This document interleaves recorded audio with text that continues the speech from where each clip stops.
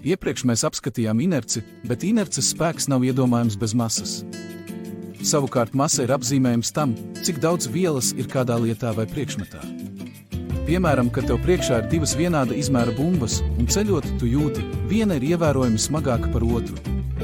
Šeit smagums norāda, ka bowlinga bumbai ir lielāka masa nekā pludmales bumbai.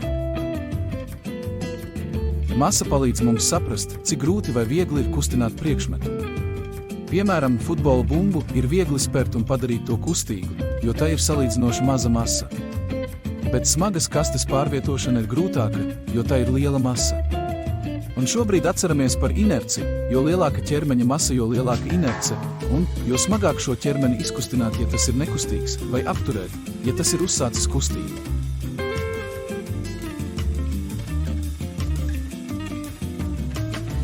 Masa ir ķermeņa fizikālā īpašība, kas raksturo tā inerci un to, cik spēcīgi tas piesaista gravitācijas spēku. Uzmanīgi!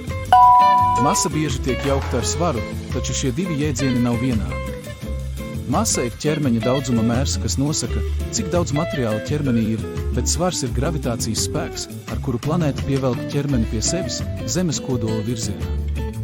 Fizikā masu mēram gramos, kilogramos un tonnās, bet svaru ņūtonos. Lai gan tehniski pareizi ir šķirt masu no svara, daudzos ikdienas kontekstos šīs jēdzieniskās atšķirības var tikt ignorētas vai uzskatītas par nepraktiskām.